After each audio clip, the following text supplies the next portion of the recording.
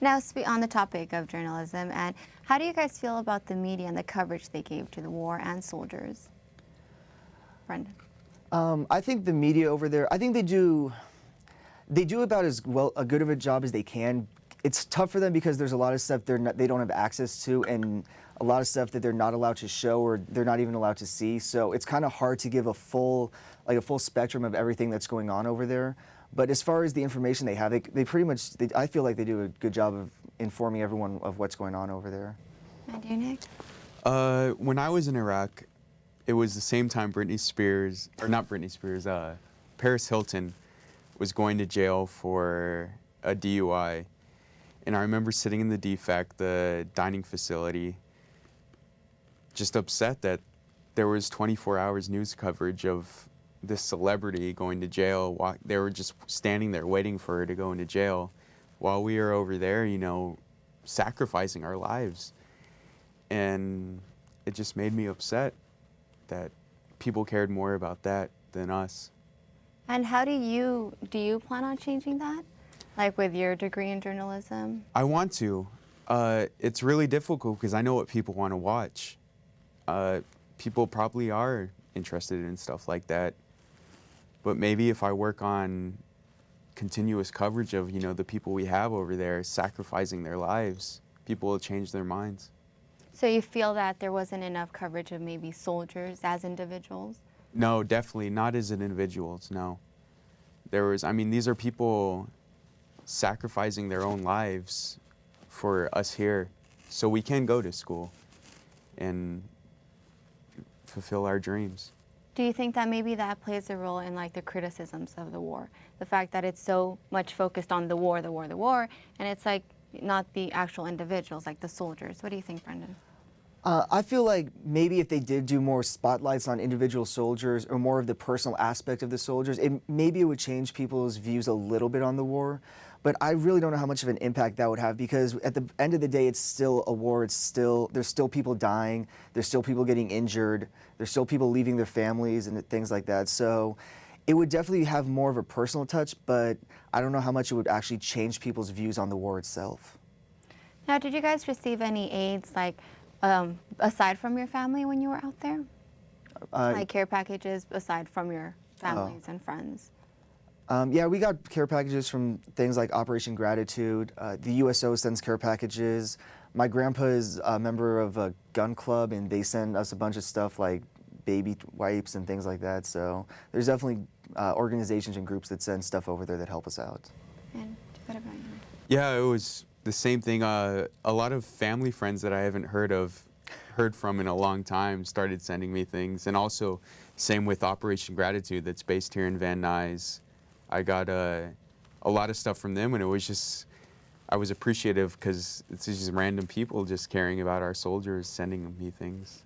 So now looking back on your experience, it's like then and now, would you still make the same choice to have enlisted? Brenden.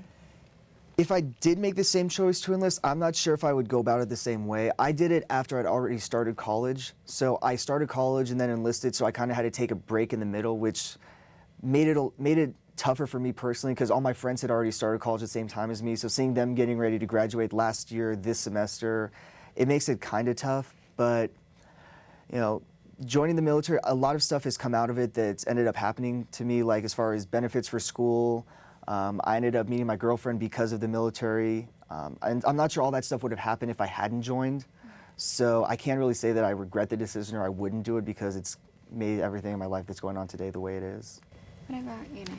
Again, it's bittersweet. It was really difficult in seeing people just witnessing right there, people being killed. But at the same time, in the end, it made me a better person, and it's hard to cope with that, you know, them dying making me someone better. But I wouldn't be here today if it wasn't for them. I wouldn't be pursuing my degree as hard as I am if it wasn't for them. And so how, in your case, Nick, how do you cope with that? Like,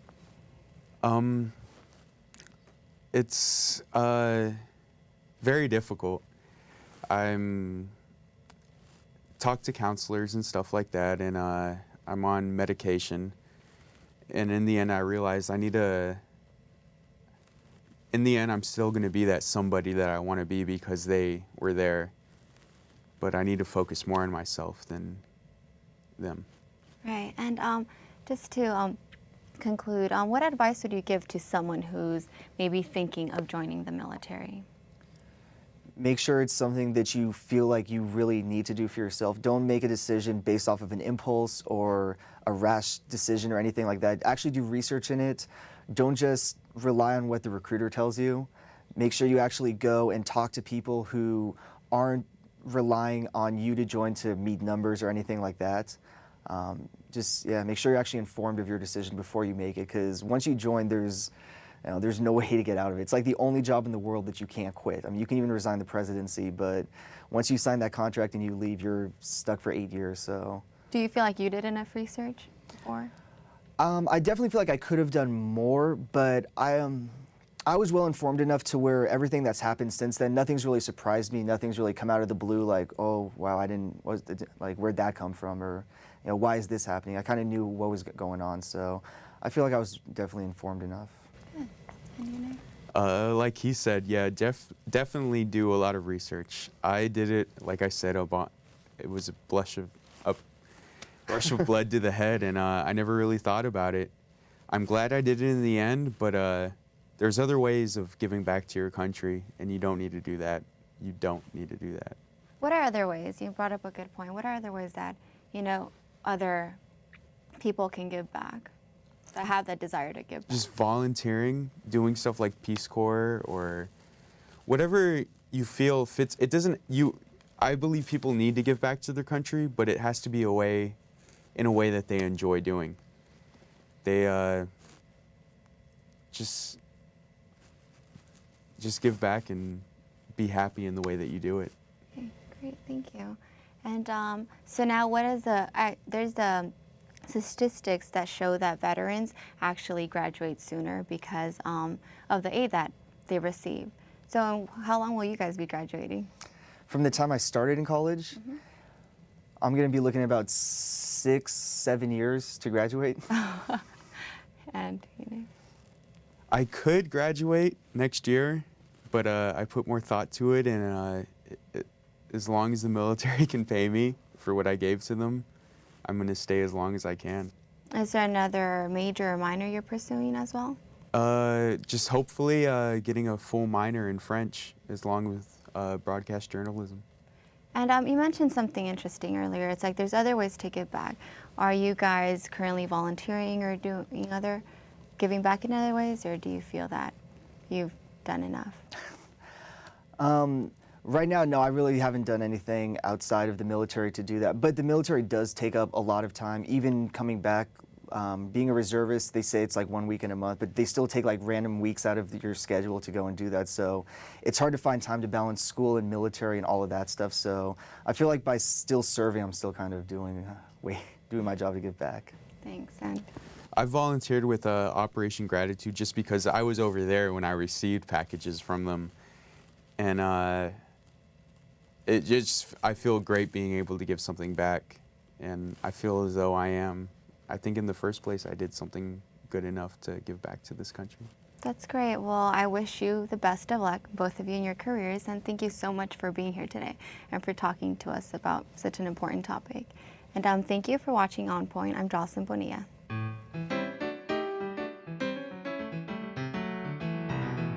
Is there a chance of being redeployed? Probably. They've already told us that our next tour is probably going to be within the next couple of years, so just get ready for it. So, How do you feel about that? Kind of figured they were going to get one more out of me before my contract is up, so I've kind of come to terms with it and accepted it already. So. The same for you? No, I'm done. After I got out of the Army, I joined the National Guard. I'm with them till October, and I don't think I'll be Re-enlisting? Yeah. No, definitely not. I definitely won't re-enlist.